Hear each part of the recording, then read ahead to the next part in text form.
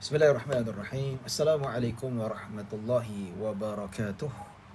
Alhamdulillah nahmaduhu wa nasta'inuhu wa nastahdihi wa nastaghfiruh. Wa na'udzu billahi min syururi anfusina wa min sayyiati a'malina. Man yahdihillahu fala mudilla lah wa man yudlil fala hadiya lah. Asyhadu an la ilaha illallah wahdahu la syarika lah wa asyhadu anna sayyidana Muhammadan 'abduhu wa rasuluh. Allahumma salli wa sallim wa zid wa barik ala sayyidina Muhammadin abdika wa rasulika nabiyyil ummi wa ala alihi wa sahbihi ajma'in. Subhanaka la ilma lana illa ma 'allamtana innaka antal alimul hakim. Rabbi syrah li sadri wa yassir li amri wahlul 'uqdatan min lisani yafqahu qawli, amma ba'd. Alhamdulillah thumma alhamdulillah.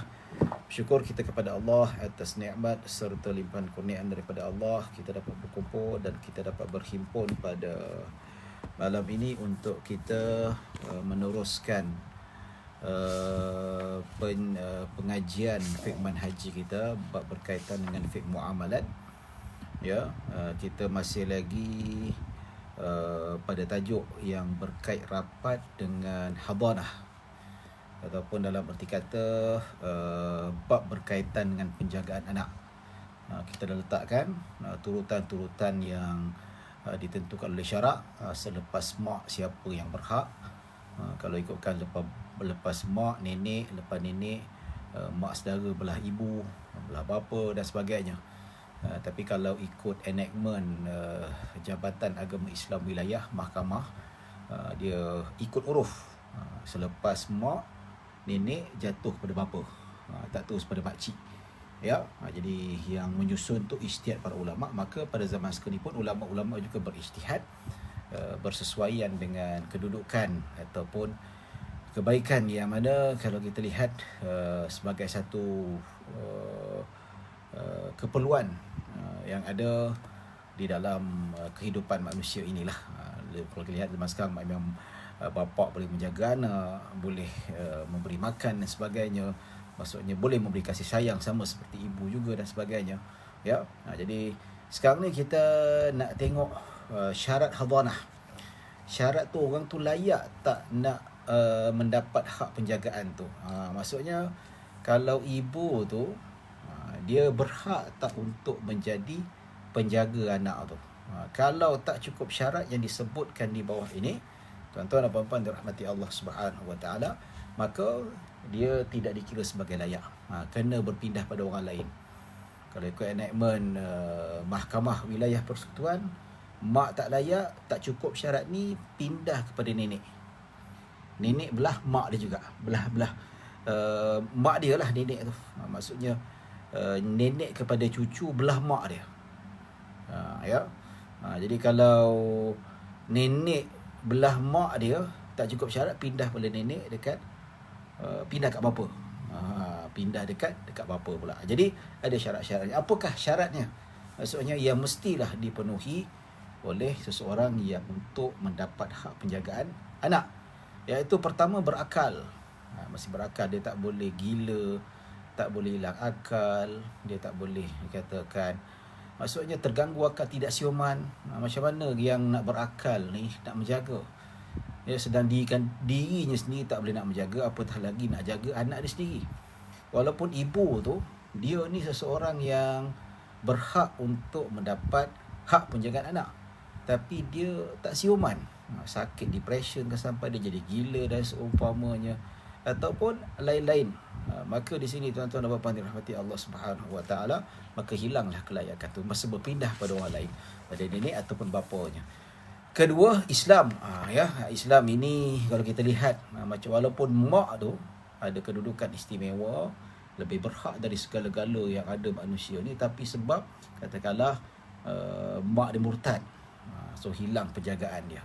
Ataupun bapa masuk Islam, mak tak nak masuk Islam. Kalau ikutkan, mak hilang hak penjagaan, berpindah pada bapa. Tapi sayangnya negara kita ni undang-undang tidak menyebelahi. Pasal apa? Sebab hak penjagaan anak ni terletak pada undang-undang persekutuan. British penjajah punya undang-undang, tuan-tuan. Ya. So macam mana sekalipun tak boleh ikut agama mana-mana, kena ikut mak dia. 18 tahun barulah dia buat decision untuk menentukan apa agama dia. Ya, jadi nak tahan macam mana, nak jaga macam mana, nak lindungi anak dia, susahlah sebenarnya. Ya, jadi ini Islam. Yang ketiga, ifah dan amanah. Ifah dan amanah maksudnya keluarga dia tu bukan orang yang fasik, bukan orang yang jenis penipu, orang yang buat jahat, buat maksiat. Ya, kalau katakanlah si ibu tu dia nak nuntut hak penjagaannya, tapi hakikatnya mak dia ni jenis tak sembahyang, nampak tak? Jenis ataupun dia minum arak, ataupun dia ni melakukan dosa-dosa besar, maka hakim boleh menggugurkan hak penjagaannya dan boleh berpindah pada nenek ataupun bapa. Ya. Ni kes sebagai contoh, ada aduan dekat pejabat mufti wilayah. Dia kata isteri dia bawa lari anak dia. Ya, pada mulanya mereka ni ada mutual agreement sama-sama, maksudnya mereka ini ada perjanjian bersama di luar mahkamah. Maksudnya hak penjagaan tu beri pada suami dia. Ya, dan sometime mak dia pula jaga. Satu hari mak dia bawa lari anak dia. Ya, dan dapat tahu yang si bekas isterinya tu duduk serumah dengan lelaki bukan mahram yang belum berkahwin. Ya, itu tuan-tuan dirahmati Allah Subhanahu Wa Taala, duduk serumah, apatah lagi boleh berlakunya possibility dan sebagainya, maka dikira ibu ni orang fasik, pelaku maksiat, pelaku dosa besar. Ya tak? Berdua-dua dengan lelaki yang ketiga adalah syaitan. Syaitan tu boleh cucuk kita punya hati untuk cenderung pada amalan-amalan yang dimurkai oleh Allah Subhanahu Wa Taala. Jauh yang amalan yang antara terbesar, dosa besar dekat dunia ni adalah berzina.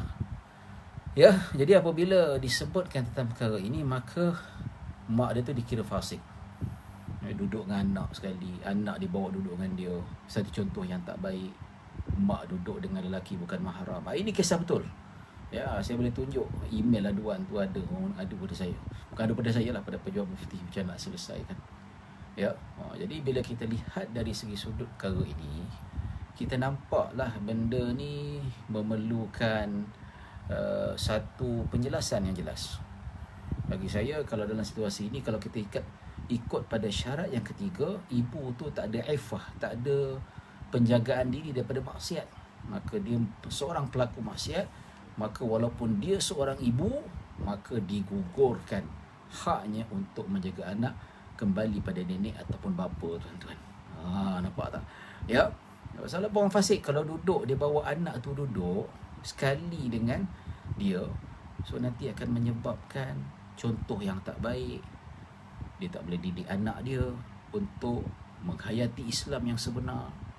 Macam-macam lah yang negativity yang bakal berlaku pada anak itu, pengaruh. Ya. Dan keempat, mestilah ibu itu, orang yang hak menjaga tu, bermukim tempat kanak-kanak tu menetap. Ya, bukan jenis yang bermusafir, bukan jenis yang berjalan-jalan. Maksudnya dia bermukim. Bermukim ni maksudnya dia bermukim di tempat kanak-kanak tu duduk. Kalau dia dekat Selangor, dia bermukim kat Selangor. Atau anak tu kat Kuala Lumpur, dia bermukim dekat Kuala Lumpur. Ya. Bukan jenis mereka yang tak statik, dia jenis pindah randah, pindah situ, pindah sini. Ya. Contoh, duduk dekat sebulan, duduk dekat KL. Lepas tu 2 bulan, sebulan lagi duduk kat Bangkok. Macam ni tidak dibenarkan. Ya, pasal apa? Dia akan merosakkan atau mengganggu proses pembesaran anak itu.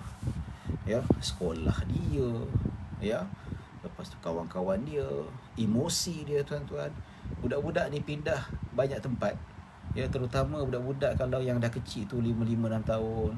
Maksudnya berkawan. Anak saya dekat tadika tu dia suka berkawan. So bila pindah baru duduk seminggu 2 minggu dah pindah tempat lain dah. Ini tak boleh. Dia tidak layak. Ya. Maksudnya kalau dia pergi keluar bermusafir, ya, maka dia tak layak untuk membawa anak dia.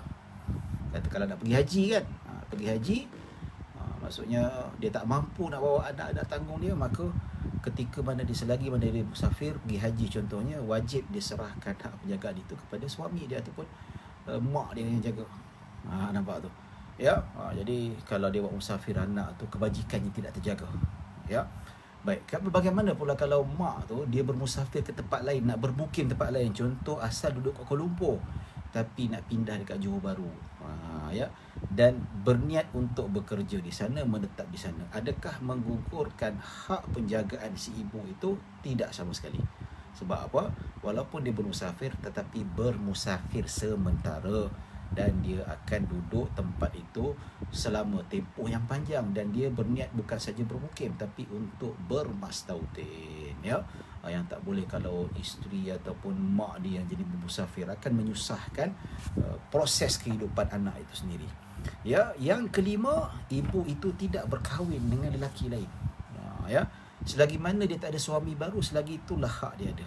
Tapi bila ada suami baru, maka dia punya, kalau ikut syarat-syaratnya, maka hak penjagaannya gugur. Ini berdasarkan hadis Nabi SAW, anti ahakku bihi ma lam tankihi, yang mana ada seorang sahabat Nabi SAW, seorang wanita, dia mengadu, dia dah bercerai dengan suami dia, dan suami dia nak ambil, nak rampas anak dia. Dia tak bagilah, dia kata, dia mengadu pada Nabi SAW. Maka Nabi kata, sesungguhnya engkau lebih berhak terhadap anak kamu, lebih berhak. Ya, selagi mana kamu belum berkahwin, Nabi SAW kata, selagi mana tak berkahwin, kamu berhak. Tapi kalau kamu dah berkahwin, hak kamu gugur, kena pergi pada si nenek ataupun kembali kepada bapa. Nampak tak? Pasal apa? Sebab apabila wanita itu sudah berkahwin, maka dia akan sibuk untuk menjaga suami dia, sibuk menjaga hak-hak suami dia.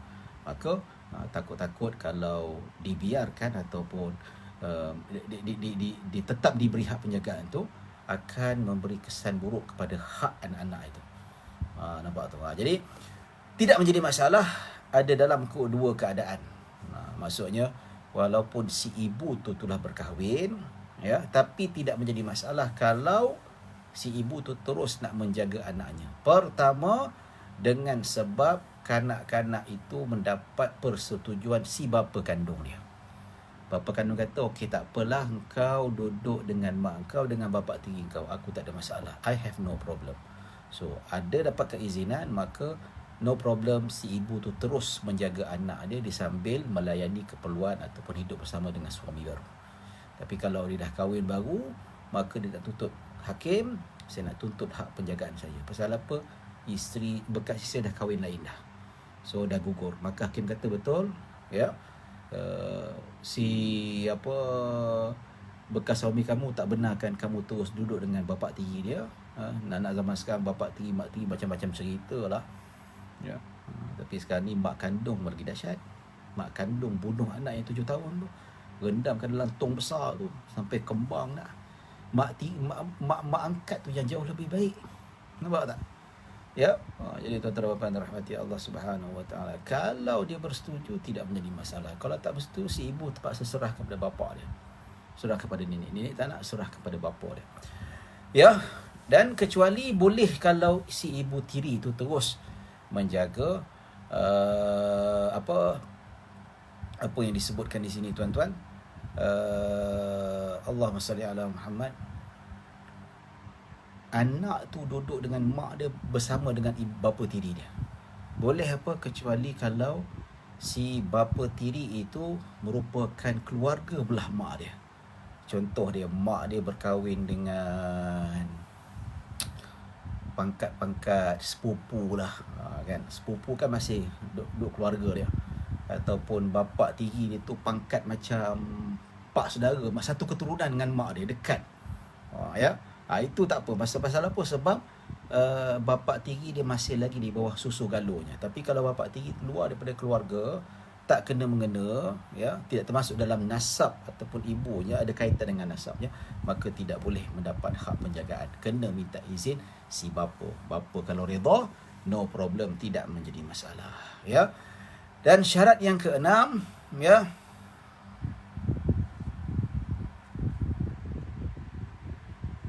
apa faraid ni? Faraid kita tak layan dulu. Kita soalan faraid nantilah ada masa saya jawab. Yang kita nak habiskan kitab ni. Baik.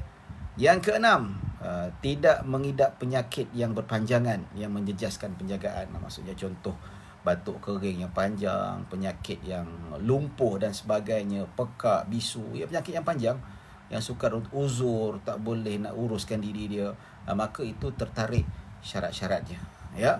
Yang kelima, ya, kalau kita lihat akibat daripada tidak memenuhi syarat ini, apabila tidak memenuhi keenam-enam ataupun salah satu daripada 6 perkara ini, maka hak penjagaan itu gugur, ya. Itu tuan-tuan rahmati Allah Subhanahu wa taala. Baik, bagaimana cara nak sabitkan syarat penjagaan itu tidak dipenuhi? Macam mana kita nak tahu syarat itu dipenuhi atau tidak? Iaitu pengakuan penjaga. Penjaga tu ibu sendiri mengaku, dia kata aku dah berkahwin. Ya, okey, you dah berkahwin, anak kena bagi ke aku. Tolonglah bagi ke aku. Aku masih ibu dia aku berat, tapi kau dah berkahwin, Nabi kata kau berkahwin kau hilang hak kecuali persetujuan aku. So bapa tak redha, tak setuju, kena bagi pada anak lah, kena pada bapa lah. Ya. Dan bantahan daripada orang lain, bantahan mereka yang berhak untuk menjaga anak dia. Ya, contohnya kata-kata hakim bagikan hak pada aku. Pasal apa? Sebab bekas isteri aku ni suka pukul anak aku, tak bagi cukup makan, ya, dengan bukti yang kukuh, ya, maka dia dapat dibuktikan, maka gugurlah. Ya. Dan ketiga, keputusan hakim. Contoh hakim lihat pada maslahat anak-anak tu, walaupun ibunya mungkin boleh bagi anak makan, tapi makan tak berapa nak cukup ataupun tak bergizi, sekolah anak tak menentu, maka hakim boleh putuskan bapa lebih utama untuk menjaga, bapa lebih apa, maksudnya tempatnya lebih selesa, ya. Maksudnya kalau bapa dia bagi nafkah tu pun mak dia tu pun tak mampu nak menguruskan dengan lebih baik, maka kalau duduk dengan bapa dia tu jauh lebih baik pengurusannya itu. Itu tiga perkara yang bagaimana nak sabitkan tentang bagaimana seseorang itu boleh disabitkan sebagai gugurnya hak penjagaan itu, ya. Baik, kita dah habis bab berkaitan dengan penjagaan. Ini kita nak cerita pasal susu pula, penyusuan, hukum penyusuan. Apakah hukum ibu itu menyusukan anak? Ya. Maksudnya ibu tu dia wajib tak susukan anak, ataupun dia tak nak susukan anak, dia bagi susu formula. Ada ibu macam tu. Ya, ada kata ibu kata aku tak nak susu, awak cari orang lain susukan anak. Macam tu. Ya. Maka di sini tuan-tuan, susu tu susu minum lah, penyusuan iaitu susu perempuan yang mengalir dalam perut bayi. Itu penyusuan maksudnya. Ya, dalilnya banyak disebutkan dalam Al-Quran, firman Allah Subhanahu wa taala. Ya, yang mana firman Allah Subhanahu wa taala, ya, maksudnya itu kewajipan. Maksudnya perlu kita bagi makan pada anak, antaranya menyusu. Kalau tak ada, susah nak dapat ibu tu nak menyusukan, bapa kena cari orang lain untuk bagi upah, cari perempuan lain untuk susukan anak dia. Ya. Baik tuan-tuan dirahmati Allah Subhanahu wa taala. Penyusuan bayi adalah hak ibu, bukan wajib. Maksudnya ibu tu kalau dia tak nak susukan badan, kalau ada option, ini nak cerita dari segi hukum, ya, adakah ibu tu wajib menyusu badankan anak dia? Di sini disebutkan oleh ulama-ulama mazhab Syafi'i, ada mengatakan wajib selama 3 hari, ada kata wajib selama sebulan, ada kata wajib begini. Tapi pendapat yang muktamad, ya, seperti mana disebutkan oleh Al-Imam Al-Bujairimi rahimahullahu taala, dia kata muktamad, dia kata tak bagi setitik pun tak apa. Ya, tapi yang penting ada option yang lain untuk mengenyangkan anak dia dan untuk memenuhi keperluan si anak itu sendiri. Nampak tu? Ya.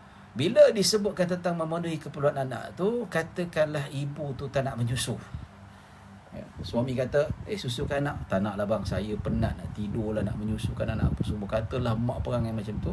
Maka bapa kena cari option lain, bawa bayi tu, cari mana wanita-wanita yang ada susu badan, susukan anak dia. Ya. Tapi zaman sekarang mungkin tak jadi isu lah.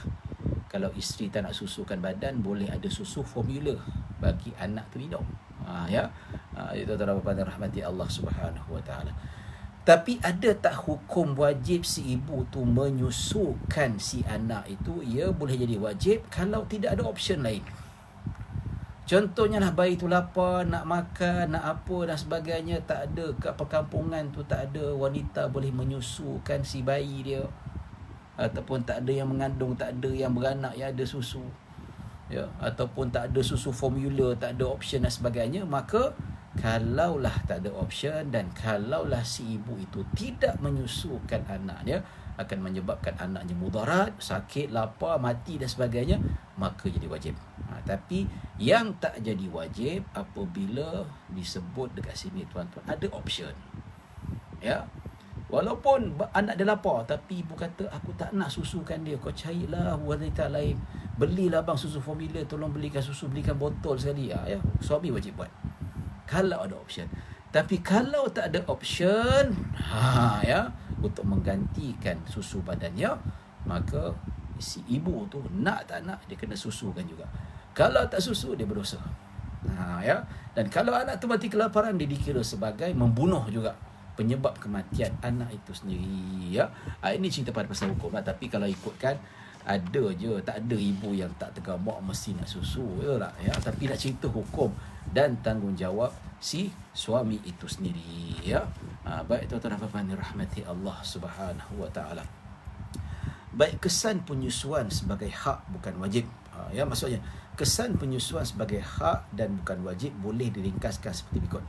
Ya, suami tidak harus memaksa isteri untuk menyusukan anak dan isteri tidak wajib mematuhi paksaan suami. Nampak tu hukum. Kenapa boleh jadi hukum macam tu? Sebab ini adalah nas Al-Quran. Diperbincangkan secara panjang lebar dalam kitab fiqh mazhab Syafi'i. Boleh rujuk dan boleh bacalah untuk tahu kedudukan yang sebenar. Ya, kalau ikut hukumnya, ya, isteri kalau tak nak susukan anak, maksudnya ada option lain. Ya, kalau dia tak nak susukan, ada perempuan lain boleh susukan anak dia. Ataupun kalau tak ada susukan anak dia, dia ada formula. So, suami tak boleh paksa. Dan isteri kalau tak ikut arahan untuk menyusukan anak, maka tidak dikira sebagai nusyus. Ya. Kecuali kalau tak ada option. Tak ada option apa? Pertama, tidak ada wanita lain yang boleh menggantikan tempat dia untuk menyusukan anak dia. Itu pertama. Kedua, disebabkan ya, tak ada option lain. Zaman sekarang tak ada susu formula. Dan ketiga, disebabkan suami itu miskin. Ya, miskin. Jadi tuan-tuan dan puan-puan dirahmati Allah Subhanahu wa taala, maka tak ada tempat, suami pun tak ada duit nak bayar upah penyusuan, maka kat situ tak ada option, dia wajib menyusukan anak. Ya, jika isteri meminta upah penyusuan anak, maka suami wajib memberikan dengan kadar yang berdasarkan pandangan umum. Ya, kalau kata okey, abang nak saya susukan, abang kena bagi upah. Nafkah tak cukup kan? Nafkah tak cukup, upah saya nak. Ya, kalau zaman dulu, kalau zaman sekarang ni, kalau menyusukan anak katakanlah satu hari RM30, bayarlah RM30. Itu hak suami berdasarkan nas. Nampak tak, Islam ni dia jaga hak. Sebab kata orang ni, orang feminin ni, feminin duk perjuangkan hak dia, tak kena pada tempat. Dia kata Islam ni menzalimi. Ni nampak tu, Islam. Ya. Kalau isteri minta upah daripada suami atas dia menyusukan anak, suami kalau mampu wajib bagi. Kalau suami tak mampu, itulah ceritalah, hukumnya berbeza. Ya. Baik, kesan penyusuan terhadap hubungan keluargaan. Ya, memang jelaslah kalau kita lihat hukum kesan penyusuan ini, yang kita nampaklah bagaimana disebutkan di sisi syarak itu sendiri. Ya. Baik. Tapi zaman sekarang ni jaranglah, tak ada, boleh dikatakan tak ada lah isteri nak minta upah. Itulah. Tapi cerita pasal hukum, ya, bukan saya kata lepas ni ada anak tuntut pada suami supaya bayar upah. Ini bukanlah benda yang mesti dilakukan ataupun digalakkan sangat, tidak. Tetapi dari segi sudut hukum boleh nak buat, tak ada masalah. Dari segi hukum boleh suami tak boleh paksa, boleh suami tak boleh suami nak paksa isteri. Dalam ikut hukum tak menjadi salah kalau isteri tidak mahu menuruti kehendak suami yang memerintahkan supaya menyusukan anak. Tak menjadi salah. Yang menjadi salah kalau tak ada option, tak ada orang nak menggantikan, tak ada susu formula yang sihat untuk anak itu sendiri, dan suami pun miskin, tak mampu nak bagi upah orang lain, tak mampu nak beli susu formula, maka tuan-tuan dan puan-puan dirahmati Allah Subhanahu wa taala, maka hukumnya apa tuan-tuan? Kat sinilah jadi wajib ke atas wanita itu sendiri. Ya. Baik, ini cerita pasal kesan penyusuan ya terhadap hubungan kekeluargaan adalah seperti berikut. Anak susuan haram berkahwin dengan ibu susuan ataupun keturunannya. Seperti ibu sendiri. Maksudnya kalau anak saya ni menyusu dengan perempuan lain, cukup dengan 5 kali susuan. So, jadi ibu susuan itu adalah menjadi dia punya ibu susuan. Hukumnya sama seperti ibu kandung. Boleh salam, boleh cium pipi, boleh peluk. Ya, kalau ibu tu boleh buka tudung depan anak susuan lelaki. Ya, kalau anak perempuan dia boleh buka tudung di hadapan bapa susuan. Ya, bukan ibu susuan sahaja yang terkena hukum nasab itu, haram berkahwin, tapi adik-beradik perempuan kepada ibu susuan, katakanlah anak susuan tu lelaki, dia tak boleh kahwin dengan adik-beradik perempuan ibu susuan dia. Adik-beradik ibu susuan dah jadi makcik dia, tuan-tuan. Jadi makcik susuan, nampak tak? Ya, begitu juga anak perempuan kepada ibu susuan. Katakanlah ibu susuan itu ada anak perempuan 2-3, so pun haram berkahwin, dah jadi macam adik-beradik susuan. Nampak tak? Dari segi situ. Ya, yang ketiga, cucu perempuan kepada ibu susuan. Ini kalau anak susuan tu lelaki lah. Ya, kerana mereka dikira sebagai anak perempuan kepada adik-beradik susuan. Nampak tak? Cucu perempuan tu. Cucu perempuan tu maksudnya dah dikira sebagai macam anak saudara dia lah. Betul tak? Ya. Kemudian ibu susuan kepada ibu susuan, dah jadi nenek dia dah. Ibu susuan yang menyusukan dia 5 kali tu sekurang-kurangnya ada mak. Mak tu dah jadi macam neneknya, pun haram berkahwin. Ini kita dah terangkan daripada awal-awal dululah pada bab berkaitan dengan wanita yang diharamkan berkahwin. Termasuklah wanita-wanita yang menjadi saudara susuan. Ya, baik. Seperti keturunan bapa sendiri. Keturunan bapa sendiri itulah sama jugalah. Keturunan bapa tu susuan haram dikahwini adalah seperti berikut. Adik-beradik perempuan bapa susuan dia. Ya. Kalau bapa susuan dia itu berkahwin dengan mak dia, dia pun mengandung, lahirkan anak. Kebetulan dia pun lahir, dia pun susukan anak susuan dia. So bapa susuan, suami kepada ibu susuan dia menjadi bapa susuan. So adik-beradik perempuan belah bapa susuan pun jadi makcik juga, tuan-tuan. Nampak tak? Exactly sama juga. Ya, anak perempuan kepada bapa susuan pun sama juga, walaupun lain mak. Tetapi katakanlah sebelum dia kahwin dengan ibu susuannya, dia ada anak hasil perkahwinan dahulu, pun sama juga jadi adik-beradik susuan. Nampak tu tak? Dia jadi macam adik-beradik satu bapa lain mak. Tu dia. Jangan main-main. Ini dikira sebagai nasab juga, tak boleh, haram berkahwin. Cucu perempuan kepada bapa susuan. Kalau bapa susuan tu ada anak, anak pada bapa susuan tu ada anak, so haram juga berkahwin. Pasal apa? Dah jadi macam anak saudara susuan juga. Nampak tak? Ya. Kemudian ibu kepada bapa susuan, nenek dah jadi macam nenek juga, sama lah tadi. Ya, jadi tuan-tuan dan puan-puan yang rahmati Allah Subhanahu Wa Taala, ini ringkasan yang kita sebut sebagai ibu susuan dan keturunannya haram berkahwin dengan anak susuan dan keturunannya. Hal ini kerana jika ibu susuan diandaikan kepada ibu sendiri, ya, sudah tentulah anak-anak dia, suami dia, cucu dia, mak dia, ya, adik-beradik dia pun sama juga, dah jadi macam pak saudara dia dah. Ya, kalau tidak boleh berkahwin dengan yang kata orang, kita bayangkan saya dengan ibu susuan tak boleh berkahwin, siapa lagi tak boleh berkahwin? So kita bayangkan saya dengan mak saya. Kalau mak saya, siapa lagi saya tak boleh kahwin? Adik-beradik mak saya yang perempuan, makcik saya tak boleh kahwin. Ya, begitu juga anak saudara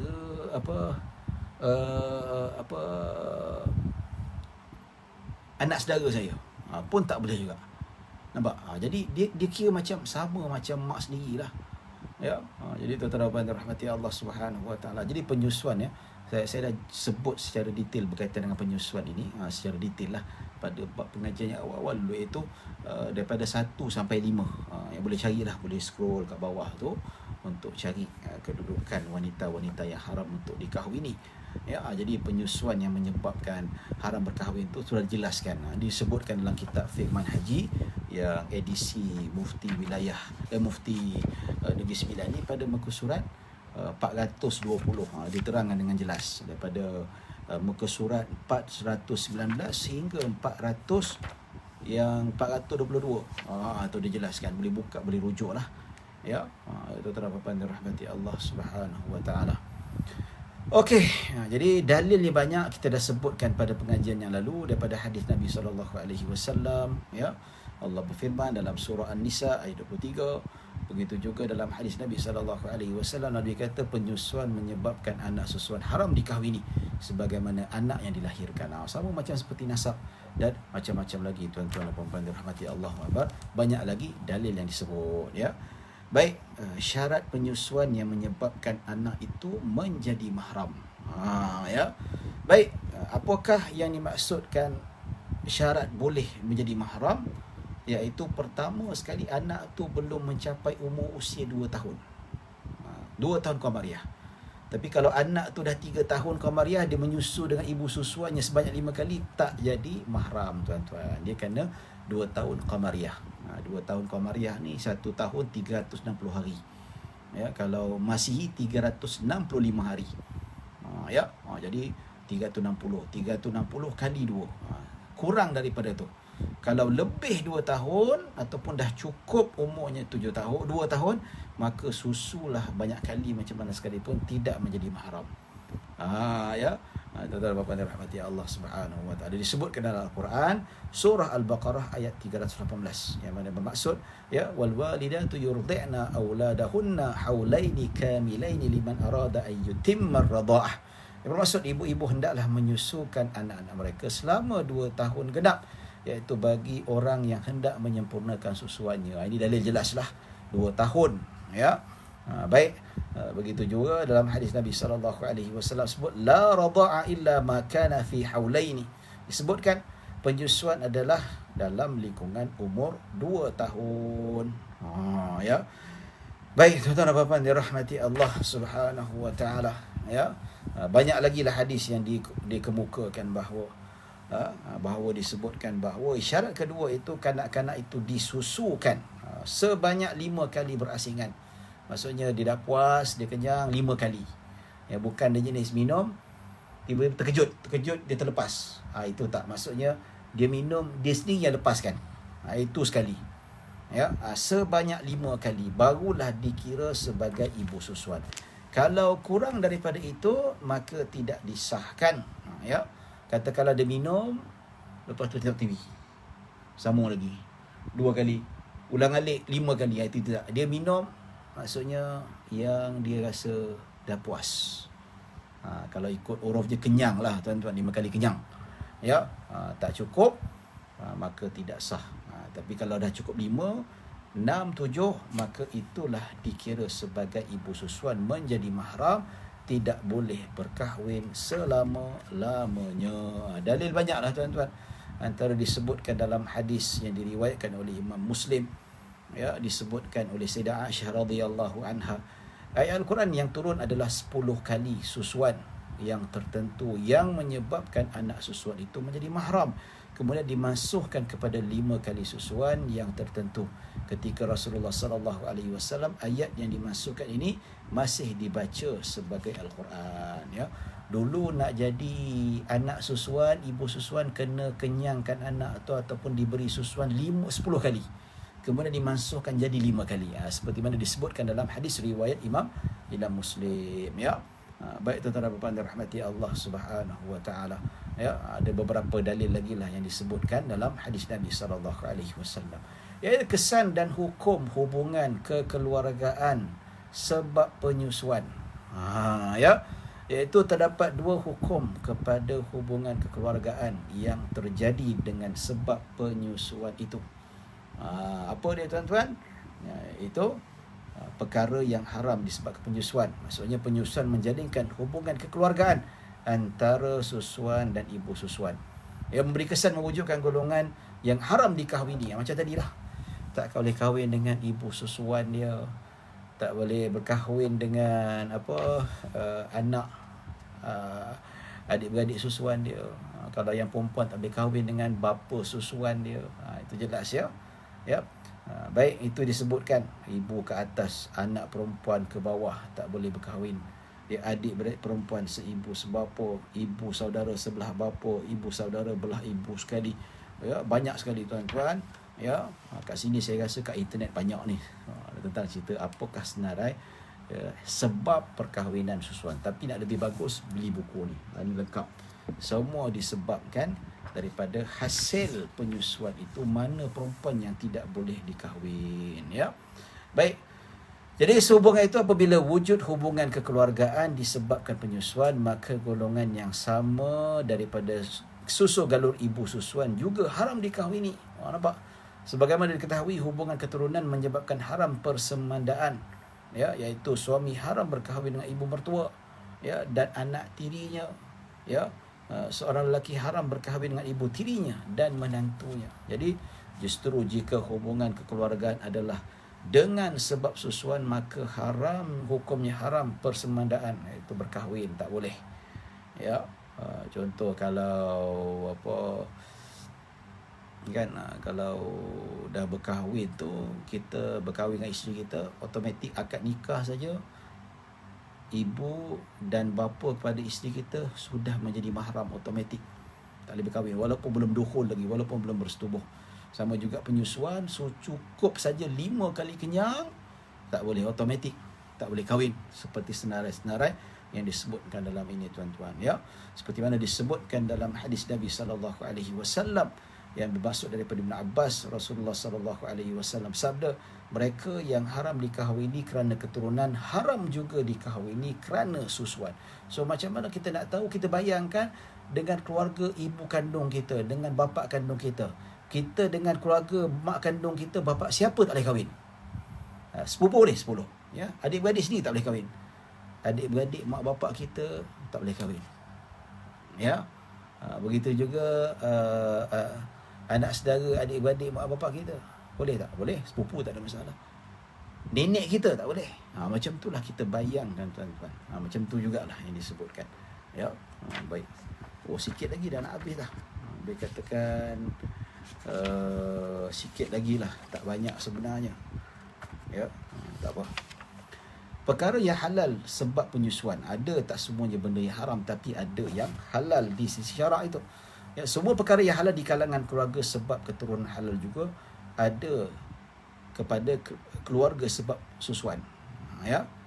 Dengan itu seorang yang mempunyai, jadi seorang lelaki, maksudnya dia dah masuk keluarga susuan pada satu family itu, adalah halal melihat saudara perempuan susuannya seperti mana adik-beradik sendiri.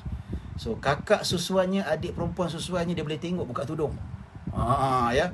Dia boleh tengok leher dia, dia boleh cium, dia boleh, ya, cium pipi lah, jangan cium macam kekasih. Cium tangan, peluk boleh. Ibu anak susuannya. Ya.